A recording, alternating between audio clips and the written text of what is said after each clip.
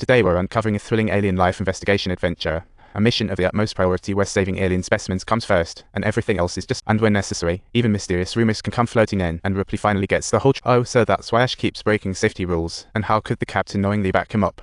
Ash's sudden appearance ignited Ripley's inner rage, but facing an old friend, he hesitated to act. But then, Ash closed the hatch like a classic villain, making Ripley realize the gravity of the danger. He tried to persuade Ash to open the door, but Ash looked like a sci-fi villain, all twitchy with white goo oozing from his forehead. Just then, Ash launched an attack, suddenly superhumanly strong, leaving Ripley utterly powerless. Watching his former ally motionless, Ash, like a child with a toy, rolled up a newspaper and shoved it straight toward Ripley's mouth. Ash seemed determined to finish Ripley off, but just then, Parker finally came over, trying to stop Ash in his tracks. But his moment of heroism didn't last long. Parker realized Ash could easily overpower him, and clearly, Ash's brain had opened up a whole new level. He was laser-focused on taking. Parker seized the moment and struck Ash with the tool in a fit of fury.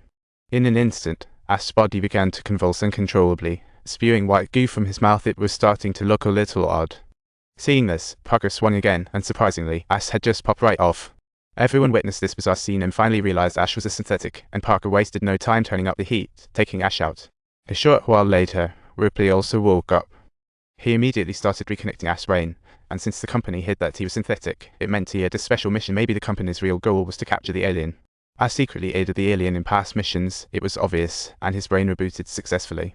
Ripley asked how to kill the alien, only to hear Ash reply that it couldn't be killed, that it was the perfect organism of the universe. Listening to Ash rave about the alien, Ripley wasn't getting the answers he needed, so he decided to go for broke. He was going to blow up the ship. He decided to escape in the shuttle before the explosion, while Parker planned to play with fire and turn Ash to ashes. Everyone started moving like a well-oiled machine. Once the destruction program was activated, the ship would blow within 10 minutes, but they still needed plenty of coolant for the shuttle. So Ripley went to start the shuttle while Parker and the pilot scrambled for the coolant. But as soon as they arrived at the storeroom, the pilot discovered the alien hiding inside. This was the first time the alien made a full appearance, and seeing its horrifying form, the pilot was frozen in fear. Parker urgently yelled for the pilot to run, but the pilot's body wouldn't cooperate. To save him, Parker bravely charged in, but upon contact, he was impaled by the alien, just as it opened its monstrous jaws wide. Knowing he had no chance of surviving, Parker urged the pilot to flee, but the alien quickly turned its sights on the pilot after taking him down. Hearing the screams of his comrades, Ripley instantly realized they were in grave danger. He grabbed his weapon and dashed to the storeroom, only to find Parker and the pilot completely gone when he arrived. He was alone on the ship now. Ripley knew the alien's next target was him. So he quickly activated the ship's self-destruct program, which would work its magic in 10 minutes. But Ripley had no other options. As the countdown began, he rushed toward the shuttle, but heard voices as he passed the storeroom. So he cautiously searched for the source, discovering a strange sticky substance on the wall, and the missing captain was bound there. In an instant, Ripley wanted to save his comrade, but found the first engineer lost was also trapped on the wall, slowly corroding away. He knew rescuing the captain wouldn't change the outcome, so he granted him a final farewell and moved on toward the shuttle. As Ripley prepared for another corridor, she spotted the alien lurking, thankfully noticing early to retreat to the control room. At that time, the alien was distracted by an orange cat on the floor, allowing Ripley to rush back to the control room. He urgently tried to deactivate the ship's self-destruct, but the alien blocked the shuttle path. With self-destruction activated, he had no escape, yet Ripley was still a moment too late.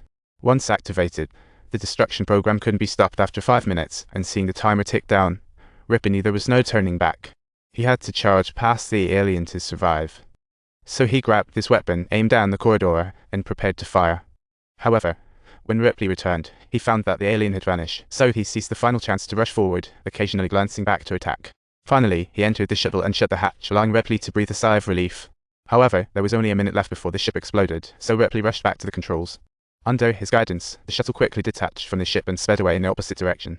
Once the shuttle was safely distanced from the ship, the destruction program initiated its final countdown. A dazzling burst of light blazed from behind, as the Nostromo exploded spectacularly into ashes.